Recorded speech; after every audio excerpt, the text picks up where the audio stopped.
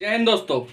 Loan default हो चुका है, प्रायर नोटिस देना है, लेकिन पता नहीं चल रहा कि उसको किस तरीके से बनवाया जाए। और प्रायर नोटिस के अंदर ये गलतियां मत करना, अगर ये गलतियां करी तो आपके ऊपर भी हो सकता है केस।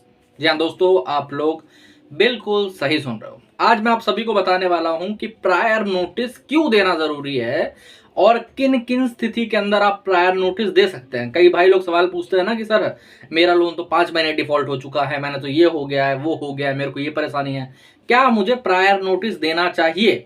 और एक सबसे बड़ी गलती जो लोग करते हैं, जिनकी वजह से हमारे एक क्लाइंट के ऊपर कोलकाता में केस दर्ज भी हो चुका है, 420 जो कि अब 316 और 318 बन चुका है उसके ऊपर।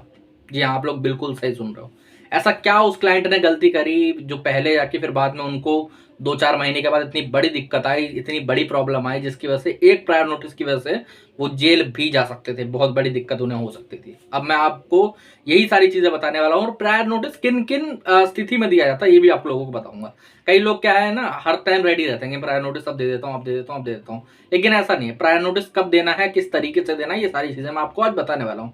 तो दोस्तों, वीडियो शुरू करने से पहले मैं आप सभी का हर्ष कुमार आपके इस चैनल लोन डिस्टोर में आपको स्वागत करता हूं। अगर लोन संबंधित आपकी कोई भी प्रॉब्लम है, कोई परेशानी है, कोई दिक्कत है, कोई लोन रिकवरी वाला आपको परेशान कर रहा है, कॉल्स बहुत ज्यादा आ रही हैं, आपको कॉल फॉरवर्डिंग की सेवा लेना चाहते हो, विजिट रुकवाना चाहते हो, कॉल रुकवाना चाहते हो, कोई लीगल नोटिस आया उसका रिप्लाई लिखवाना चाहते हो, ऐसी कोई भी समस्या आपको है, लोन सेटलमेंट करवाना चाहते हो, यहाँ पर मेरा नंबर आ रहा है, आप मुझे व्हाट्सएप पर मैसेज कर सकते हो। ठीक है, व्हाट्सएप के माध्यम से हमसे जुड़ सकते हो।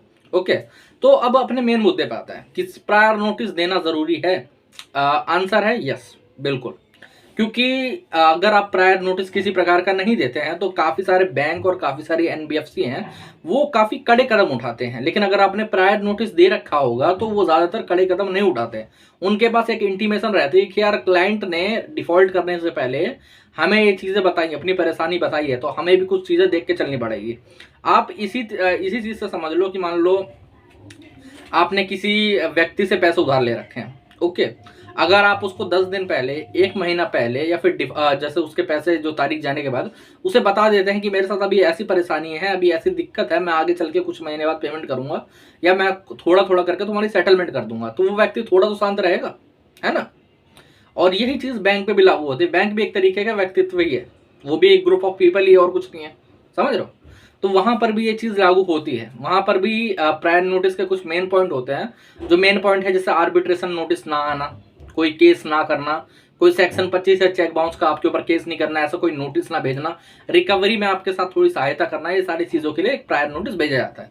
मेन कंपाउंड यही होते हैं चार, और कोई ज्यादा इसके ऊपर वो नहीं होता कि आपके लिए कुछ और अलग से लिख जाएगा, कुछ और बड़ी चीज हो जाएगी, ऐसा कुछ नहीं है।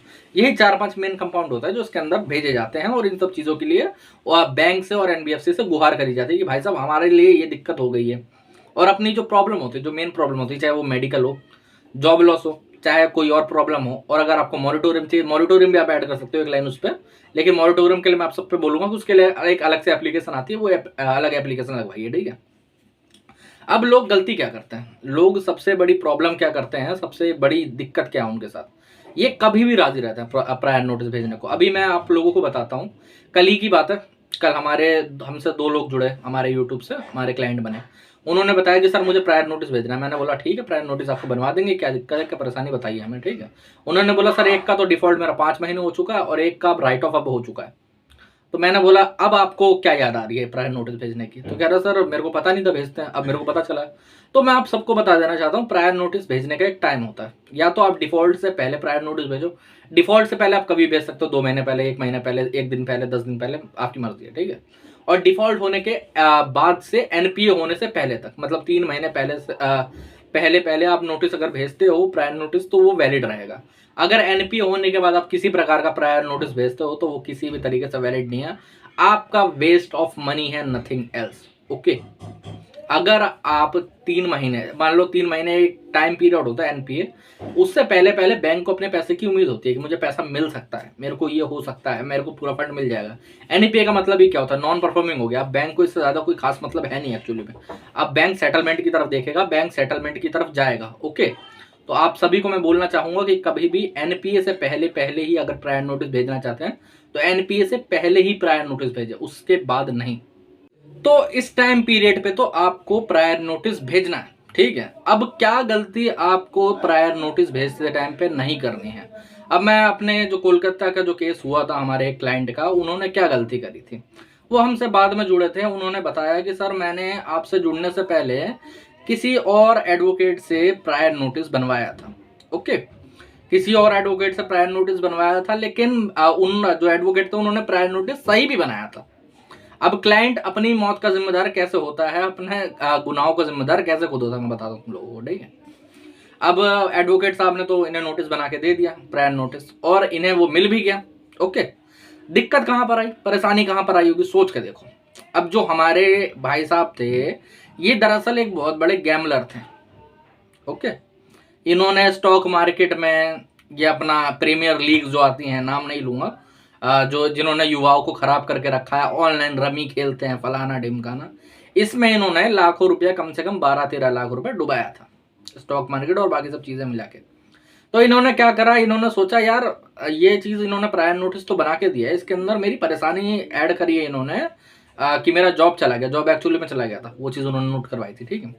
तो जॉब चला गया, लेकिन मेरे पास पैसे क्यों नहीं है, ये भी चीज तो होनी चाहिए। तो मैं एक काम करता हूँ, ये 4 लाइनें ऐड कर लेता हूँ। अब वर्ड फाइल उन्होंने दी थी, इन्होंने क्या करा, अपनी तरफ से 4 लाइन ऐड कर दी कि मैंने आपका जो लोन का पैसा है 12 लाख रुपए लमसम, मैंने स्टॉक मार्केट, गैम्बलिंग, ये सब चीजों में उड़ा दिया। अब प्रायर नोटिस गया, अब प्रायर नोटिस तो इन्होंने डिफॉल्ट होने से पहले भेजा था, अब 2-3 महीने तो पता नहीं चला, लेकिन जब प्रायर नोटिस को लुकआउट करा गया सही तरीके से, जब इनका एनपीओ हो गया, लुकआउट करा गया, जब एक्चुअली में इन्हें लीगल नोटिस और इनके ऊपर केस हो सकता था, तब वहां पर देखा गया कि भाई साहब इन्होंने तो गैमलिंग में पैसा उड़ाया है, इन्होंने तो स्टॉक मार्केट में पैसा उड़ाया है, इनकी तो बाकी सारी प्रॉब्लम है। बैंक ने कुछ नहीं करा, बैंक ने कोलकाता में सीधे इनके ऊपर 420 मतलब अपना 316 और 318 का केस फाइल करवा दिया। ओके, अब जब इन्होंने पहले करवाया था, बाद में एनपीए के बाद ये हमसे मिले थे, उसमें भी 2-3 महीने लग गए थे, लमसम इनके ऊपर 4-5 महीने के बाद केस हो गया। अब हमने सारा जुगाड़ वगैरह इनका करवाया, बेल वगैरह इनकी करवाई, सारी चीजें हुई। तो आप लोगों को यही गलती नहीं करनी है, यही मेन प्रॉब्लम नहीं करनी है। अब कई लोग बोलेंगे सर उड़ा दिया है, रियलिटी है, सही तो बताएंगे। अब जो भी है मेरे भाई, मैं तुम सबको एक चीज बता देना चाहता हूँ, बैंक ने, एनबीएफसी ने आपको पैसा क्यों दिया था, पर्सनल लोन है तो पर्सनल यूज के लिए दिया था, चाहे कोई मेडिकल प्रॉब्लम हो, चाहे कोई और दिक्कत हो, कोई और परेशानी हो, इसके लिए आपको पैसा दिया गया था मेन, ठीक है। बिजनेस लोन होगा तो बिजनेस लोन के लिए पैसा दिया गया था, बिजनेस के लिए दिया गया था, बिजनेस एक्सपेंसेस जो भी आप कह रहे हो उसके अंदर खर्चा करने के लिए दिया गया था।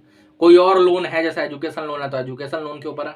अब ये चीज नहीं है कि आप उसको ऊपर सट्टा खेल डालो, आप स्टॉक मार्केट में लगा डालो, आप ये कर डालो, वो कर डालो। आप जब अपने लोन का एग्रीमेंट पढ़ोगे ना, तो वहां पर देखोगे कि सीधा सीधा मेंशन है इन सारी चीजों के बारे में, कि अगर आप इनके ऊपर पैसा एक भी खर्च करते हो तो हम आपके ऊपर इस तरीके का केस फाइल करवा सकते हैं, फ्रॉड का। ओके, और दूसरी बात क्या लोग बोलते हैं कि पहली बात तो अगर आपने खर्चा करा भी है, मैं एक चीज़ बता देता हूँ, समझना पूरे प्रॉपरली तरीके से, अगर आपने खर्चा करा भी है तो बैंक को कुछ खास पता चलता नहीं है, समझे आप, क्योंकि आप बाहर वो कर रहे हो, आपके सारे डॉक्यूमेंट्स के एक्सेस नहीं है, आप खुद ही न्योता दे रहे हो अपनी, वो क्या कहते हैं, परेशानी को खुद ही न्योता दे रहे हो। आ बैल मुझे मार, आपने प्रायर नोटिस में सीधे लिख दिया कि भाई साहब मैंने इसके ऊपर ये पैसा उड़ाया था, मैंने इसके ऊपर ये पैसा खर्च कर दिया, आपसे लोन लेके, मैंने आपसे लोन लेके स्टॉक मार्केट में लगा दिया, मैंने आपसे लोन लेके सट्टे में हार गया, मैंने ये कर दिया, मैंने वो कर दिया। तो भाई साहब कंपनी पागल नहीं है, बैंक पागल नहीं है, एनबीएफसी पागल नहीं है। आपने अगर एक लॉयर हायर कर रखा है तो उनके पास भी पूरी टीम है, समझे।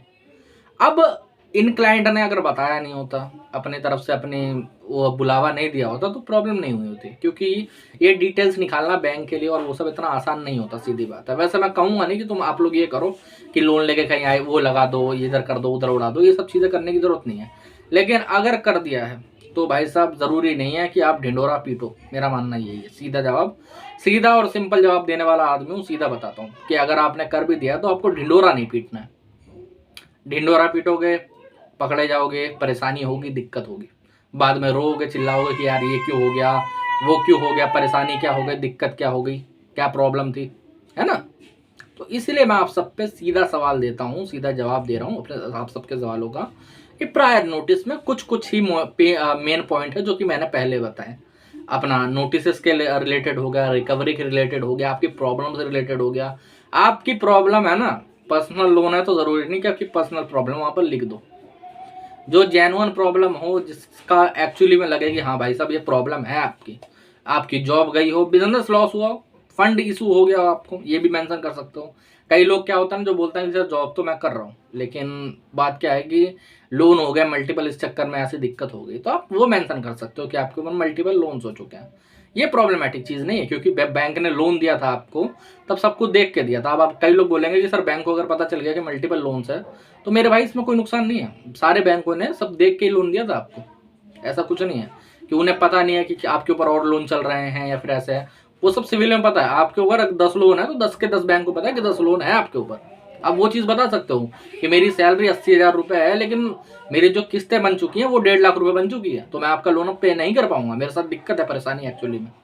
तो वहां पर सोल्यूशन निकल के आएगा। ये सोल्यूशन नहीं निकल के आएगा कि पैसा रहा ही नहीं, उड़ गया, ये हो गया, वो हो गया, कुछ पता नहीं है। कई एक मैं बताता हूँ, बहुत पहले की बात है, शायद मेरे साथ तो साल भर हो गया। एक क्लाइंट ने प्रायर नोटिस अपना खुद से बनाया था। प्रायर नोटिस भी क्या बनाया था, एक मेल करी थी। मेल में भाई साहब ने क्या लिख दिया, परेशानी क्या लिखी होंगी बताओ, कि मेरी वाइफ ने मुझे डिवोर्स दे दिया, उसके एलिमनी के पैसे के अंदर मैंने लगा दिया। ये एक्चुअली सवाल, एक्चुअली मैं बता रहा हूँ लोगों को सच्चाई में। अब उनके ऊपर केस नहीं हुआ था एक्चुअली में, ये मैं बताऊंगा, साथ कंपनी उनके ऊपर बहुत ज़्यादा वो थी, बट जब उन्होंने मुझे दिखाया ना तो मेरे को बहुत हंसी आई थी, बहुत ज़्यादा। वो मैं कहा भाई तू बच गया एक्चुअली में। क्योंकि वो पर्सनल पैसा है, वो इसके ऊपर यूज़ नहीं कर सकते, सीधी बात है। और अगर मान लो तुमने यूज़ भी कर दिया है, चलो एक मैं मान लेता हूँ, तुमने कहीं पर उड़ा दिया है, यूज़ कर लिया, जो भी है तुम्हारा, तो तुम्हें उसको भरना चाहिए था, तुम उसके लिए लायबल हो। ओके, अगर भर रहे होते तो प्रॉब्लम नहीं है, डिफॉल्ट करा तो थोड़ी प्रॉब्लम है। तो मैं आप सब पे कहूँगा कि अगर आपका लोन डिफॉल्ट हुआ है तो प्रायर नोटिस भेजने के, बनाने के ये कुछ तरीके हैं, इन तरीकों को फॉलो करो। जो जो चीज़ें मैंने मना करी है वो चीज़ कभी ऐड मत करना मेरे भाई, वरना बहुत बुरा फंसोगे, बहुत ज़्यादा। ओके, और अगर और कोई सुविधा चाहिए, मुझसे बात करनी है, मुझसे संपर्क करना है, प्रायर नोटिस बनवाना, और कोई चीज़ करवानी है आपको, तो यहाँ पर नंबर आ रहा है, मुझे व्हाट्सएप पर मैसेज कर सकते हो। ठीक है, आज के वीडियो में इतना ही। वीडियो अच्छा लगा हो तो लाइक करें, सब्सक्राइब करें। जय हिंद।